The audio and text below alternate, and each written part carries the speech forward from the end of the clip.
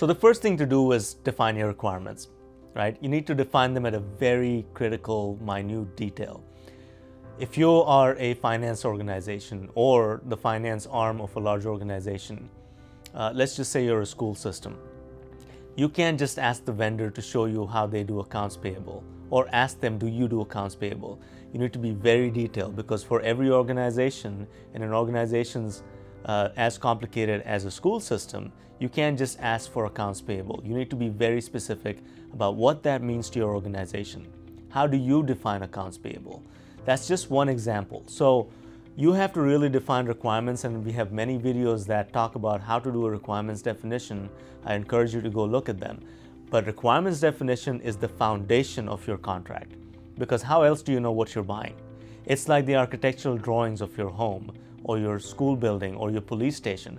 You need to define it in a real detailed manner in an Excel format or whatever format you're comfortable with, and then have the vendors respond to those requirements. So if you think back to the RFP phase of your project, you're going to have these requirements in the RFP document that the vendors respond to, and you're going to have them check off the things that they can do today, not something that's in their product pipeline for 2 years from now or something their developers are working on actively right now. If it doesn't exist for you to see today, it doesn't exist. It's called vaporware. So make sure that your requirements are well defined so that they can be attached to your contract, and you can show the connection between the RFP response from the vendor to the contract, and not just for the selection phase, but also for implementation and ongoing operations. It really becomes the bedrock of your contract compliance and keeping the vendors accountable for what they were supposed to deliver to you. So the requirements definition document is a critical element of any contract, and you have to make sure that you have defined requirements at a very critical, minute level. The next thing to make sure you have in your contracts is a payment structure. We recommend payment structures for software implementations that are tied to milestones. At any point, you don't want to pay the vendor upfront.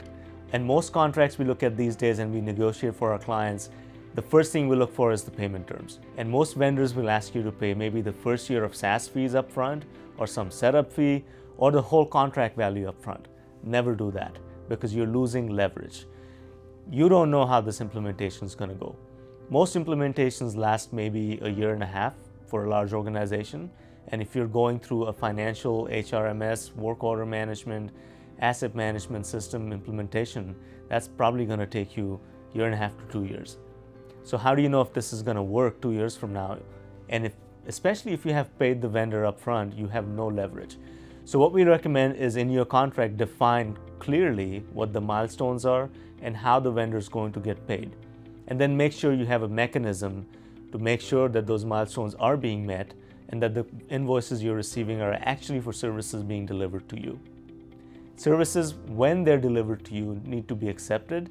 There needs to be an acceptance process, a sign-off process, and you have to really make sure that the vendor's delivering what's being promised or what's on the invoice.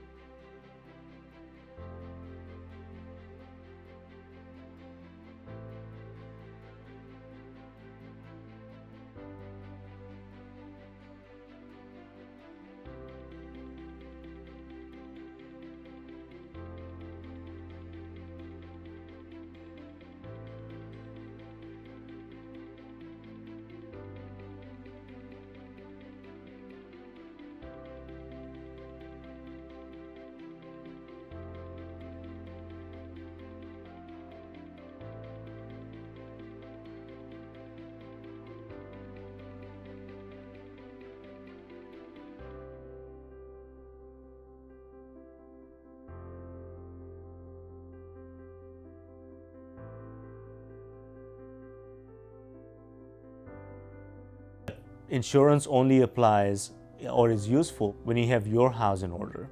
So make sure that you're defining risk, not just for the procurement phase of this project, but also through the implementation and ongoing operations, which will then be included in your contract.